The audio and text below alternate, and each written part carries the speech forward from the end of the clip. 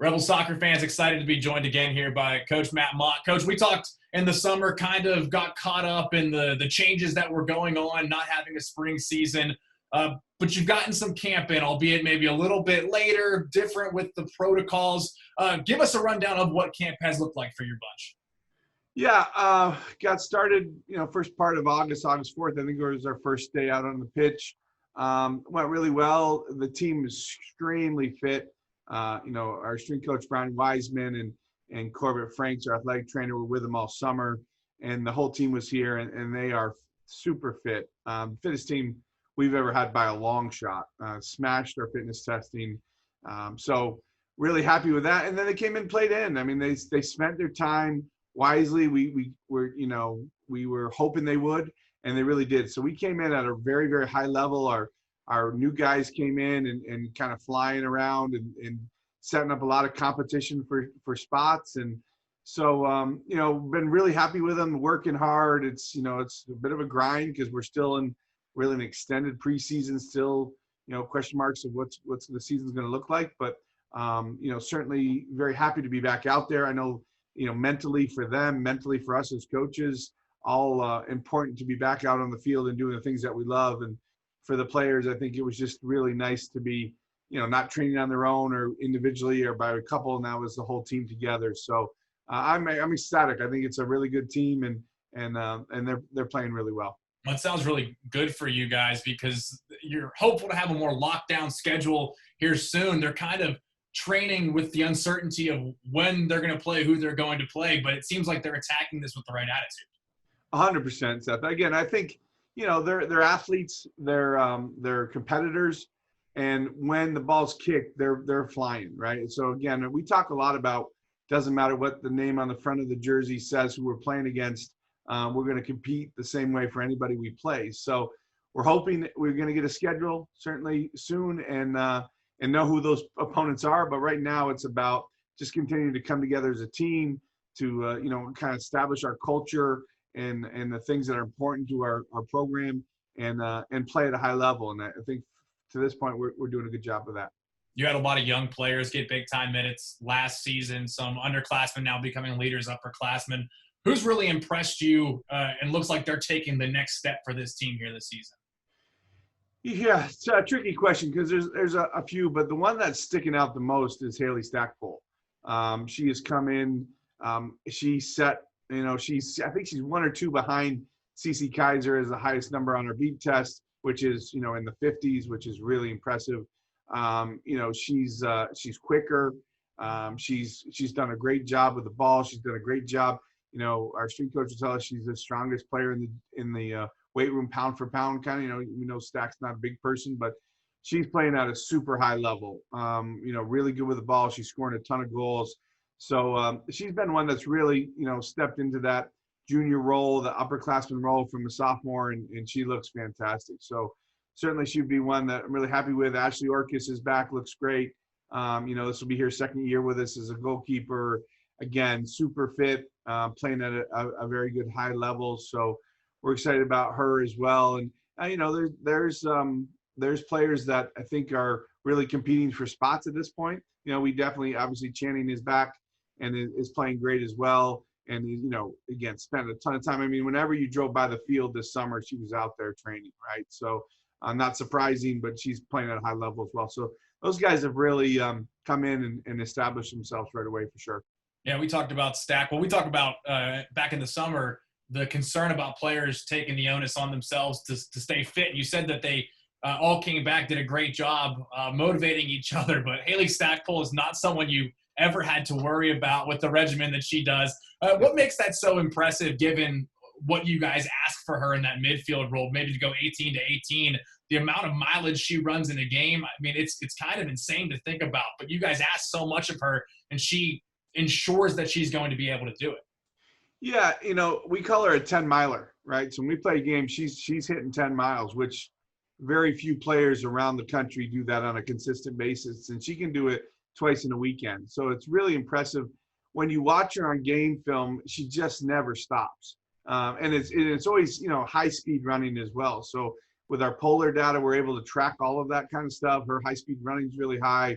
her training load's always very high, and her amount of time she's spending in zone 4 and 5 from a heart rate standpoint is really impressive. It just shows the level of fitness that she has. So that, coupled with how clean she is on the ball, makes it really, really tough. And she plays in there and competes in there every day with Molly Martin and some of the bigger, stronger players we have, and it is not an issue for her. So, she's just one of those people that is the engine. She's got to be the supply line to our forwards, and we're looking for her to do all those kind of things for us this year for sure. We talked about the players returning that Rebel Nation's already familiar with, and you said the youngsters came in and they're competing. Who are some new names that the fans need to be getting familiar with already? Yeah, so Taylor Radecki is a transfer from Florida State that has come in and really established herself. She looks and playing great, and probably playing the midfield for us. She's doing a really good job, and she, I think I said before, has a super long throw. So that's going to be exciting, certainly for our fans, and a real weapon for our team for sure. Lucy Green is a player out of Meridian, Mississippi, who has come in and really impressed all of us, the coaches, the players. She too is playing at a very, very high level. Really excited about her. And then I would say Price LaPasser and Ramsey Davis, both that were here in the spring. So we got with them for a couple months there before it broke. But those two have also come in and done a good job. So we've got some young guys that are going to come in, and Rebel Nation's going to be excited to watch. There's no doubt about it. I want to change gears just a little bit. If you're looking for bright spots during the pandemic, one of the things that kind of stood out to me, because I enjoyed it personally, was the foothold women's professional soccer really took in this country in the NWSL Challenge Cup. Of course, Rebel alum CeCe Kaiser on the champion Houston Dash squad. But how big is that for your sport? I think it's great. I think when you look at any time we're in a World Cup year or an Olympics year and the U.S. team does well, it gives us a boost. There's no question about it.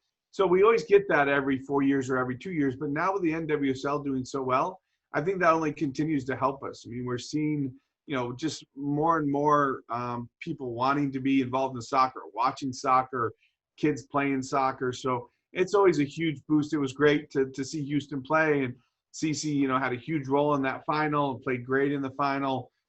So I was super pumped for her and pumped for us, because she's doing a great job representing us for sure. In recruiting with the girls that are currently on the team, do you talk about pro soccer more and more? Do you hear of more players on the recruiting trail that say, I want to be a professional soccer player? Absolutely, Seth. No, it's becoming, there's tons of opportunity now from overseas. Rafa's still playing in China. Jess played overseas. CeCe's playing. Like, we're having some good traditions, some good alumni that are playing professionally. And then there's just more and more opportunities, tons of opportunities overseas for them as well as here in the States. So that's fantastic for us, and something we definitely want to push as a recruiting tool. Well, I know one player who's gotten a little bit of the academy work or summer work is Channing. And you and I also talked in the summer about who may have the most dominant left foot on this team. And Channing's been known for it. You brought up Maddie Pizzino being someone who you thought potentially could have the best in the SEC. I wouldn't say it's sparked a debate, but it's opened up a conversation. So I will officially ask the question, who's got the best left foot on the team? Okay, so I have the answer. The answer with the person with the best left foot in the Ole Miss soccer program is Coach Rob Thompson. Okay. He didn't put him in the consideration, but without question, he has the best left foot. He can put it anywhere he wants, anytime he wants. He can volley. He could. If you're having a crossbar game, Rob's winning. So those other two are great. I say they're tied. They have great left foot, but Rob has the best left foot for sure. So that solves that debate. That's fair, and I think Rob will appreciate the shout out here. Sure. I know you and your staff are off to the airport tonight to pick up Marta from Spain. That brings your whole squad to town, gets you all together. How important will that be as you continue to establish this culture for what's coming up in 2020? Yeah, it's super exciting, right? It's been a kind of a long recruiting journey with Marta, and with the embassy being closed and all the things that we went through to get her here. But the idea that she's landing tonight is super exciting for us. Where the girls are excited to meet her and get her in with our team, and as coaching staff, we're excited. So the idea that we do have all 26 finally in town and being able to train, certainly excited. We're excited about the possibility of getting our schedule, hopefully at some point, and having some games for our fans to watch and come to the stadium and see us and all that kind of stuff. So we're moving in the right direction. We want to have a soccer, season here in the fall, and hoping that one's not that far away. Yeah, we're right there with you.